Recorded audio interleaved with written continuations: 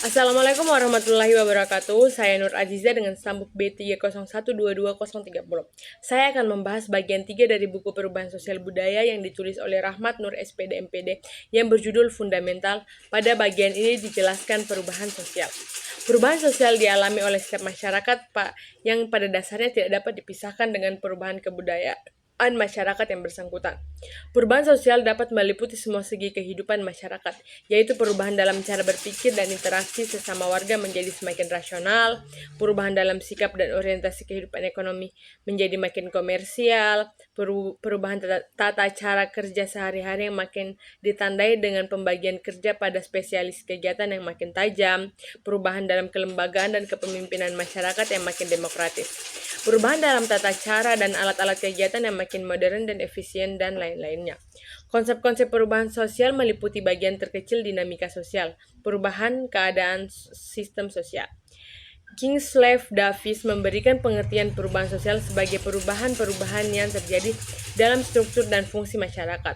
Adapun contohnya seperti timbulnya pengorganisasian buruh dalam masyarakat kapitalis telah menyebabkan perubahan-perubahan dalam hubungan antar buruh dengan majikan, dan seterusnya akan menyebabkan perubahan-perubahan dalam organisasi ekonomi dan politik. Gagasan tentang proses yang tak dapat diubah ini menekankan pada kenyataan bahwa dalam kehidupan manusia terdapat kebutuhan yang tak dapat tidak dipenuhi, pemikiran yang tak dapat tidak dipikirkan, perasaan yang tak dapat dirasakan, dan pengalaman yang tak dapat dialami. Begitu proses sosial itu terjadi, ia meninggalkan bekas yang tak dapat dihapus dan meninggalkan pengaruh yang tak terelakkan atau proses sosial tahapan selanjutnya. Proses tahapan sosial terbagi menjadi dua. Linear merupakan proses sosial yang mengarah mungkin bertahap, meningkat, dan ada kalanya. Non-linear adalah proses yang berjalan dengan lompatan kualitatif atau menerobos setelah melalui periode khusus atau setelah memengaruhi fungsi tahapan tertentu. Proses sosial terjadi di 3 tingkat realitas sosial, makro, meso, dan mikro. Secara berurutan, proses itu disebut dengan proses makro, proses meso, dan proses mikro. Proses makro terjadi di tingkat paling luas, yakni di tingkat masyarakat global, bangsa, kawasan, dan kelompok etnis. Rentang waktunya terpanjang. Proses makro ini terjadi dalam jangka panjang.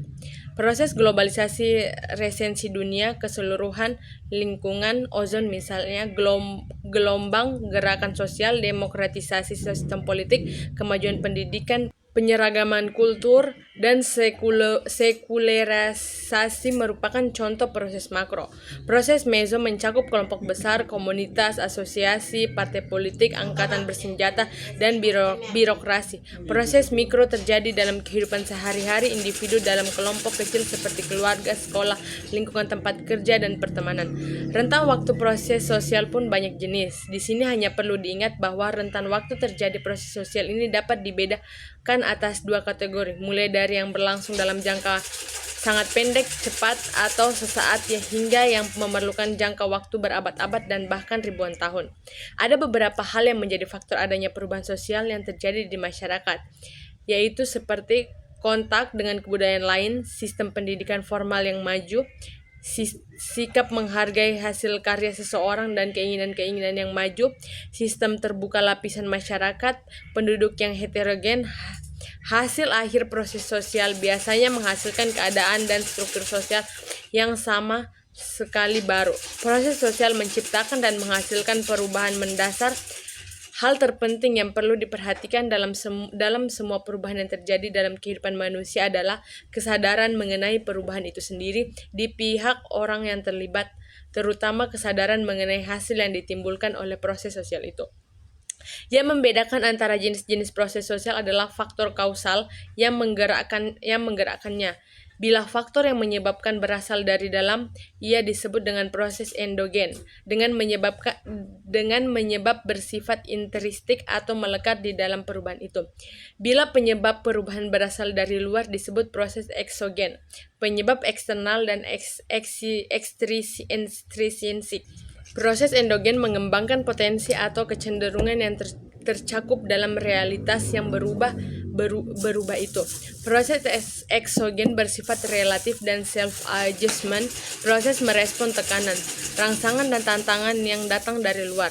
Kesadaran sosial adalah dasar yang diupayakan individu untuk menganalisis, mengingat, serta menggunakan informasi mengenai kejadian atau peristiwa-peristiwa sosial, sehingga individu dapat lebih peka terhadap kejadian yang terjadi di sekitar. Selain itu, dapat meningkatkan inisiatif yang lebih besar dalam diri individu dalam bertindak di lingkungannya. Kesadaran sosial adalah kesadaran yang secara penuh dalam diri seseorang terhadap hak dan kewajibannya sebagai bagian dari masyarakat. Kesadaran sosial perlu dibangun pada diri tiap individu dalam kehidupan masyarakat sehari-hari. Contoh kesadaran sosial membantu tetangga yang terkena musibah, menyumbangkan sejumlah dana ke panti asuhan, menggalang dana kemanusiaan untuk korban bencana alam, dan membuang sampah pada tempatnya. Bentuk kesadaran sosial yang digunakan oleh seseorang dapat dipengaruhi oleh 3 hal, yaitu kognisi, tujuan, dan motif. Sistem kognitif yang dimiliki setiap individu berbeda satu sama lain dan dapat memengaruhi kesadaran sosial mereka dalam berinteraksi sosial. Tujuan dan motif tersebut merefleksikan informasi sosial yang dibutuhkan oleh seseorang. Contohnya, orang yang seringkali memosisikan dirinya sebagai orang lain demi mengerti apa yang dirasakan oleh orang lain dan akan memiliki kecenderungan melakukan hal tersebut karena kebutuhan yang tinggi akan keakraban dan keintiman.